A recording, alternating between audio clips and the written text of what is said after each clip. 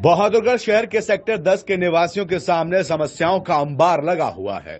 कहने को तो बहादुरगढ़ शहर का सेक्टर 10 हरियाणा राज्य का सबसे नवीनतम सेक्टर है और हरियाणा का सबसे महंगा सेक्टर भी है, लेकिन मूलभूत सुविधाएं सेक्टर से नदारद हैं। सीवरेज लाइन टूटी पड़ी है, जिससे गंदगी खाली पड़े प्लॉटों में इकट्ठी हो रही है।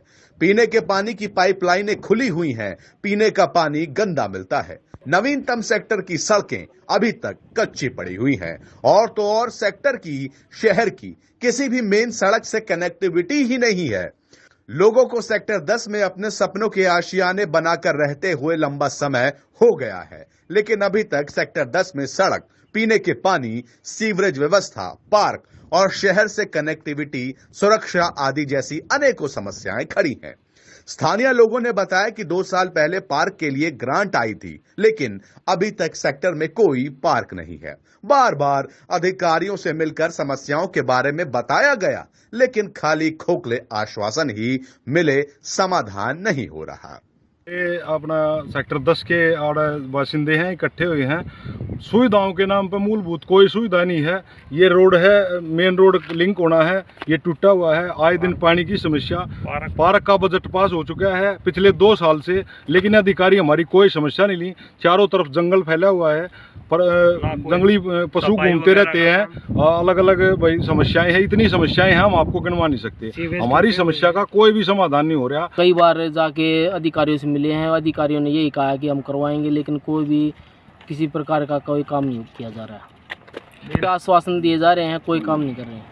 अब भी हम फिर क्या करेंगे? यहाँ पर धरने बैठेंगे और क्या कर सकते हैं? बैठेंगे या भाई सीएम विंडो।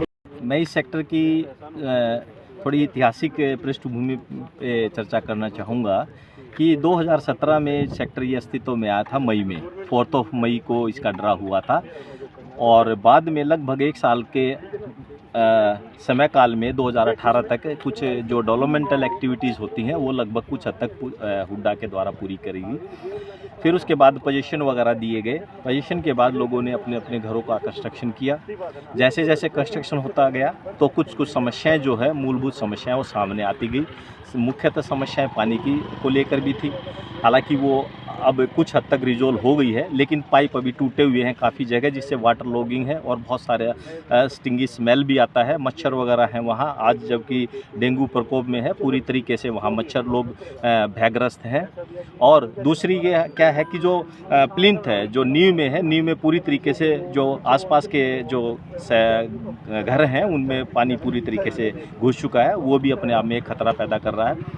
टॉयलेट वगैरह की बात करें या सीवरेज की बात करें तो पूरी तरीके से निकासी नहीं है। लोगों के घरों में कुछ हद तक स्मेल महसूस की जाने लगी है और लगातार इस बारे में बोला भी गया हुड्डा एडमिनिस्ट्रेशन को भी और लगभग सभी लेवल के अधिकारियों पे, जेई लेवल के अधिकारी, एसडीओ लेवल के अधिकारी, एक्शन लेवल के अधिकारी पर तो लगातार चर्चा की जाती रही है। 1-2 बार लिखित में, बाकी वर्बल रिक्वेस्ट जो है कई बार डाली गई है, लेकिन they are quite silent right now.